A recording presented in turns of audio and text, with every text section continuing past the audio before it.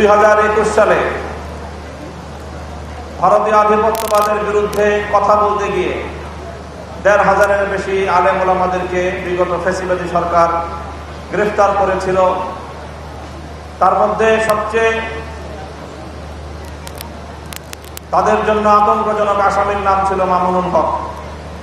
৩ বছর পর্যন্ত আমাকে কারাগারে বন্দী করে রাখা হয়েছিল। 2024 সালের ৩রা মে মুক্তি পেয়েছিলাম, তবে সেটা ছিল শুধু বাহ্যিক মুক্তি।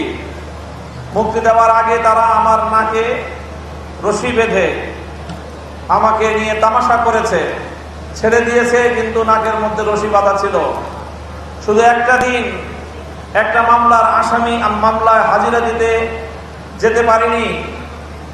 আবেদন করেছিলাম যেন জামিন বহাল রাখা হয়, সঙ্গে সঙ্গে জামিন ক্যান্সেল করে দিয়ে গ্রেফতারি পরোয়ানা জারি করা হয়েছিল। বুঝতেই পারেন কি ভয়াবহ দুঃসহ পরিস্থিতিতে আমরা তখন ছিলাম। কারাগারে এবং কোর্টের কারাগারগুলোতে বিএনপির ডজন খানিক নেতার সাথে আমাদের দেখা হতো।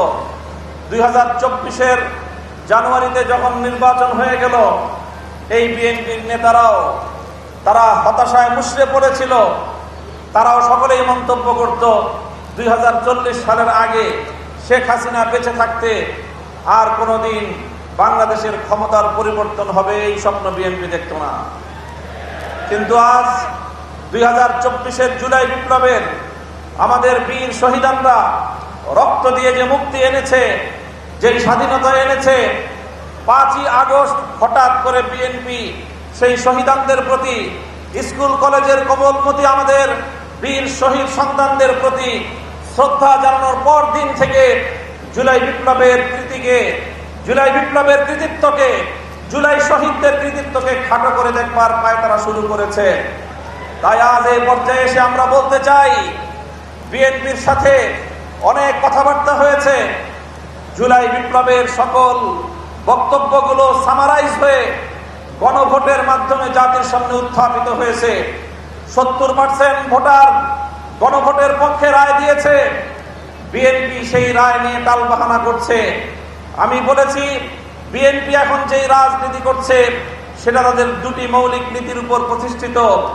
একটি হলো সুবিধাবাদের রাজনীতি, আরেকটি হলো দ্বিচারিতার রাজনীতি। নির্বাচনের আগ থেকে তারা শুরু করেছে তলে তলে গণভোটে নায়ের পক্ষে ক্যাম্পেইন করেছে। 300 আসনে 300 এমপি প্রার্থী এবং গোটা বিএনপি তাদের সকল অঙ্গ সংগঠন সহ গোটা জনশক্তি তলে তলে নায়ের পক্ষে ক্যাম্পেইন করে যখন দেখেছে যে হায়ের পক্ষে গণজোয়ার, আম ছাড়া দুটো যাওয়ার ভয়ে শেষ পর্যন্ত বিএনপি চেয়ারম্যান সাহেব বাধ্য হয়ে গণভোটে হায়ের পক্ষে বলেছেন, হায়ের পক্ষে ক্যাম্পেইন করেছেন। কিন্তু যখনই তারা বৈতরণী পার হয়ে গিয়েছেন, সঙ্গে সঙ্গে সেই জাতির সঙ্গে কৃত অঙ্গীকার বিএনপি চেয়ারপারসন ভুলে গিয়েছেন। আমরা বলতে চাই, এই মুনাফিকি করে, দ্বিচারিতা করে একবার গান পার হতে পেরেছেন, ভবিষ্যতে আপনারা জাতির কাঠ করায় আসামি হিসেবে চিহ্নিত হয়ে যাবেন। সুবিধাবাদের রাজনীতি বাদ দেন, গণভোটের রায় কার্যকর করুন। সংবিধান সংশোধনের ওই সকল বুঝ বাংলার মানুষ আর বুঝতে চায় না। 17টি সংবিধানের সংশোধন বাংলাদেশে হয়েছে, কিন্তু এই সংশোধন এগুলো টেকসই হয় না। এবারের মানুষের ম্যান্ডেট ছিল সংবিধান সংস্কার পরিষদ গঠনের মাধ্যমে, সংসদকে গাঠনিক ক্ষমতার মাধ্যমে সংবিধানের আমূল সংস্কার মানুষ দেখতে চেয়েছে। আপনারা যেই কথা বলছেন জুলাই সনদ অক্ষরে অক্ষরে বাস্তবায়ন করবেন, এটা মূলত জনগণের সঙ্গে নতুন করে আরেকটি প্রতারণা এবং ভাওতাবাজি। আপনারা জুলাই সনদের স্পিরিট বাস্তবায়ন করতে চান না। আপনারা আপনাদের নোট অফ ডিসেন্ট গুলো জাতির উপর চাপিয়ে দেওয়ার পায়তারা চালাচ্ছেন।